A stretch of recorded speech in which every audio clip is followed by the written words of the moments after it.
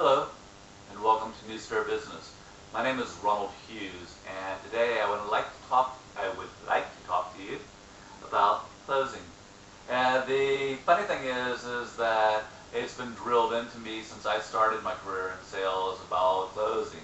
Yet I don't appreciate a lot of what I've heard over the years, so I thought I would record something myself. Closing is asking for commitment. It usually takes place at the back end of the sale, and it's usually the part where you say, would you be happy to go ahead and buy my product today? The interesting thing is that so many of us don't want to do it, and the reason is that most of us feel that the customer is not giving us all of their needs, and we're clearly not in touch with why they should buy.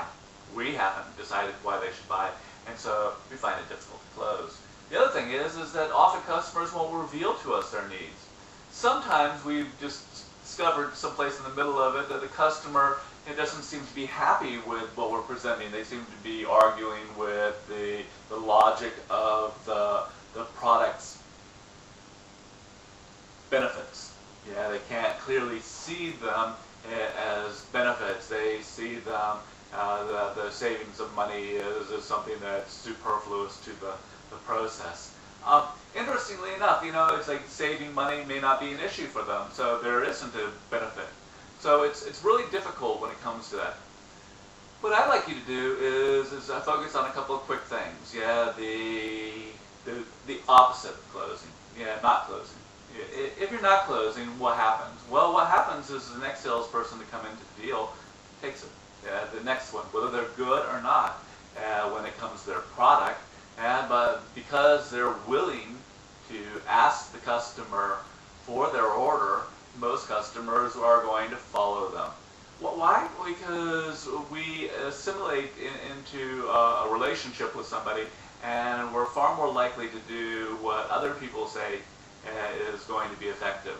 And if we're unwilling to ask for the order, there may be something that we see as being wrong with our own product. Yeah, a lot of buyers won't actually buy from you until you close because of the fact that they can't see you telling them that it's time to buy. It's habit. It's habitual. And you need to make sure that you get in the habit of asking for the order. Funny thing is that asking for the order, it can come in a number of different forms. You can simply sit back and put the forms in front of people and ask them to fill them in, and that's a form of closing. And you have the alternatives, which are to ask them which things that they actually want to buy, and choosing from there. You've got the assumptive close, or the direct closes, which are to ask the person, will you buy today?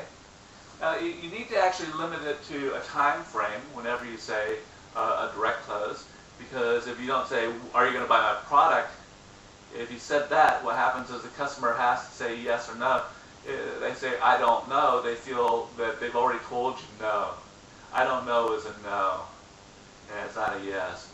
I've heard a lot of salespeople turn around and say, and I don't know is a maybe, and a maybe is a yes. But the thing is that when people are put under pressure to say yes, so limit it to now. Would you be happy to buy it right now? If you're happy to buy it right now, then we go ahead and do the deal. That makes a lot more sense to people. Closing. Yeah. Every time you're in a communication with someone, you have to ask for future commitments. Like, if I'm going to call you next Tuesday, I got to know that you're going to take my call. So I need you to close on the fact that you're going to accept my call on Tuesday. I need you to accept, or we need to verify that you're happy to move forward with me, that you're not going to, because when you leave these things off the air, what happens is you call next Tuesday and the guy doesn't pick up the phone. That's disgusting.